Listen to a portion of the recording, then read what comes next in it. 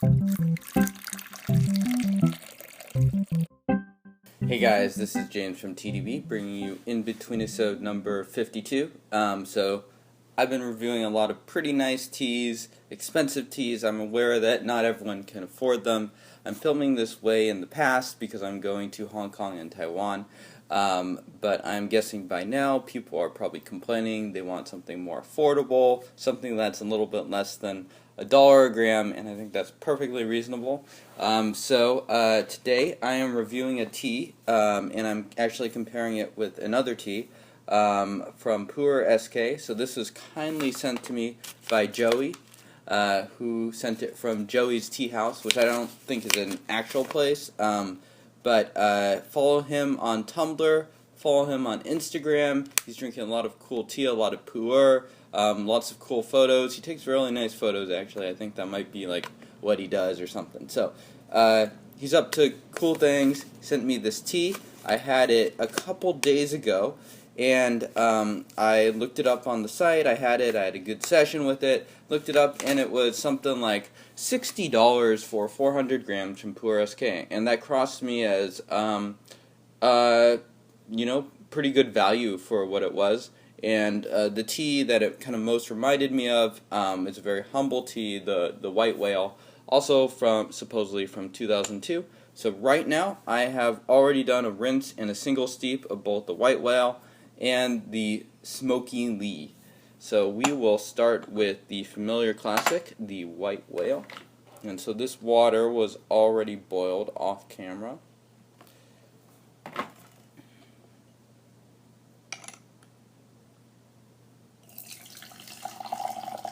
And so one thing I observed from just the dry leaf rather, is that the White Whale is just much darker looking than the Smoky. The material on the Smoky actually looks to be a little bit better. The White Whale is kind of infamously, the leaf material doesn't look all that great.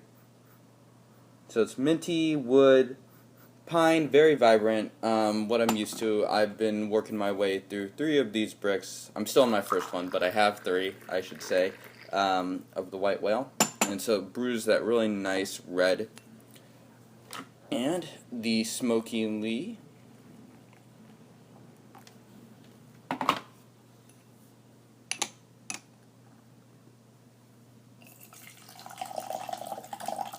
So as you can tell, the liqueur is just not quite as red, so it's probably hasn't been matured quite as much. And it's hit with a smokiness is a pretty obvious trait and is kind of to be expected from the Smoky. It's a little bit less sweet, less fruity, a little bit less rancid than the White Whale. But here we go. Here's the White Whale. Cheers, guys.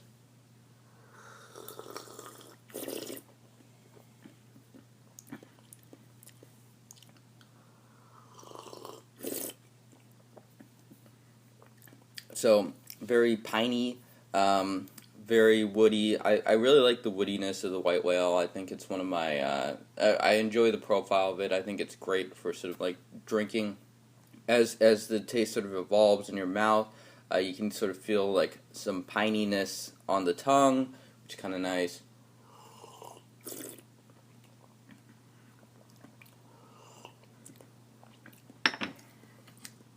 So not a weak tea at all. And so here we are with the Smoky. So it smells like that. It smells like a tea that has been to a fair amount of American barbecues. And we will drink. Cheers.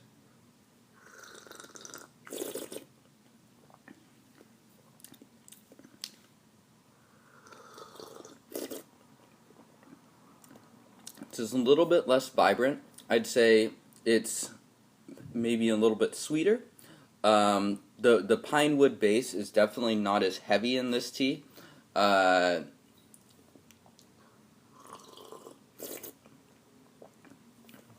The smokiness is actually really well integrated, and actually in my previous session with this tea, So it's definitely not for people that don't like smoky teas, but the smokiness is not overpowering. You get sort of like this really nice sweet smokiness. People that like Shagwan would probably like this. And again, for $60 for 400 grams, that comes out to basically the original white whale's cost, which was $15 for 100 grams. So it's really, the pricing on it, considering the maturation and stuff, is really, really very reasonable. Smooth. It's got a more rounded profile. I would say in general it's smoother. There's maybe a little bit less vibrancy than the white whale. I'm going to do another steep here while I talk. Yeah, there's like a little bit less activity and a little bit less liveliness, but it's rounded in. I would say it's probably a slightly more casualty than the white whale, whereas the white whale would probably be more... in some sense they are sort of in the same genre. I would recommend both these teas to sort of like whiskey drinkers, scotch drinkers, people that like those sort of smoky flavors in the teas. The white whale is not as smoky at this point, but yeah, I like the Smoky Lee as well. I'm gonna keep going.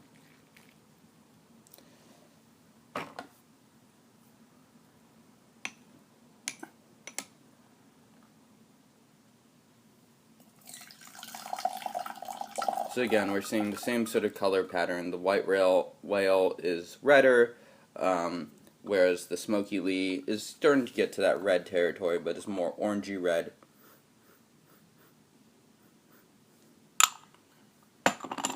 So the smoke has slowly decreased steep to steep.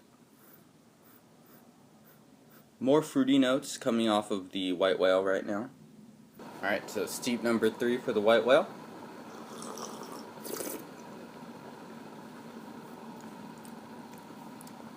So, even though the smell has become predominantly fruity, still a sort of a pine wood base with fruit in the background.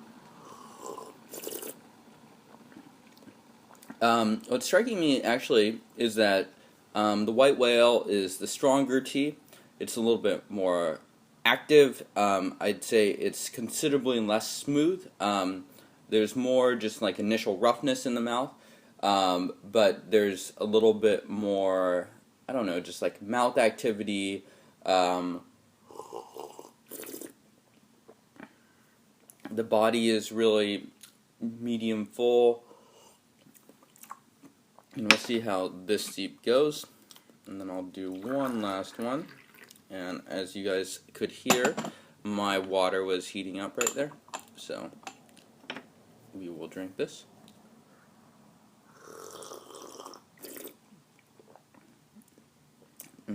So really well-rounded, really full.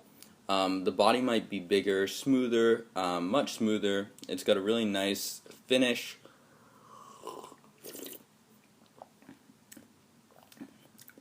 I'm noticing more of those pine notes, and so the pine notes here are sort of like more integrated with the smoke elements.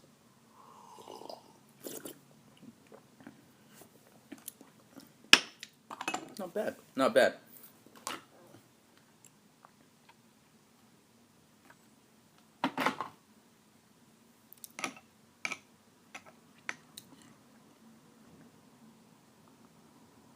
So one thing that's a bit of a challenge sometimes, especially drinking teas like this, is to evaluate aftertaste, especially aftertaste that might hit a little bit later.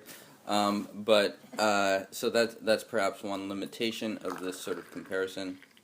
But I am noticing that collectively, I'm starting to feel the tea. My cheeks are starting to get flushed. These are not weak teas, even though they have some age on them.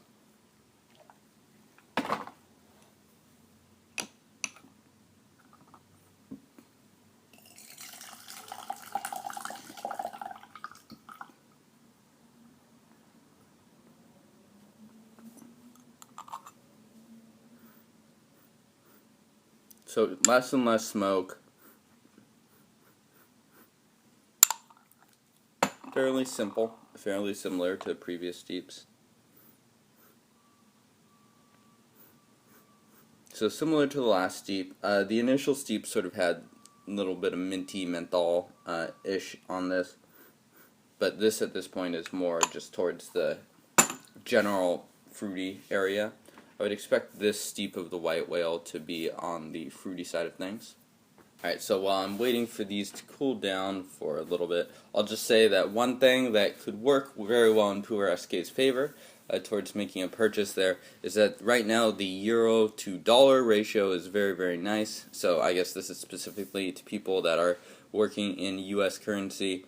So I was surprised. I thought this tea was a lot more expensive than it actually was, but I think the bang for the buck for that Smoky Lee from Joey is really quite good.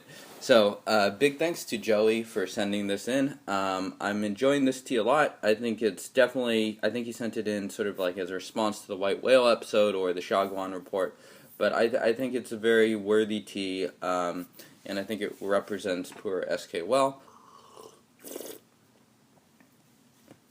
So the fruit elements have indeed started to come in more. Starts with pine, moves over to sort of like the sweet fruitiness. The pine notes are a little bit more on the rough end, bitter, astringent. Bitter, I should say. Some creaminess coming in.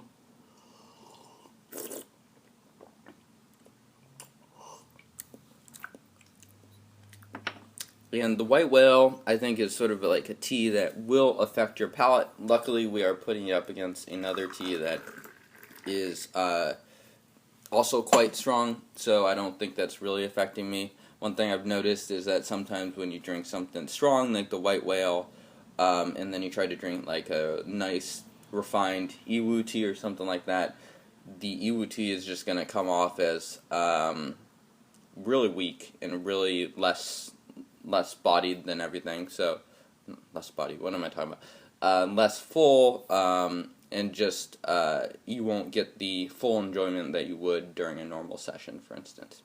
Cheers.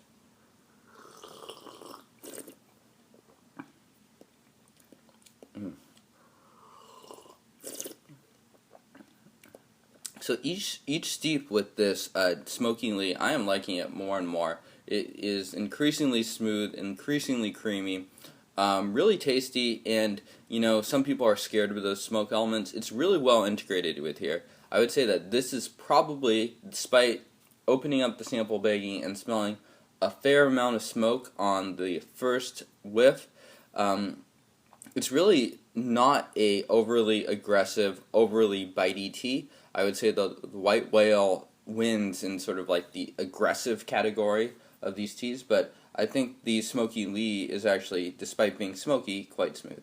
And I've said that a lot at this report, but thank you guys for watching, and hope you guys enjoyed this episode.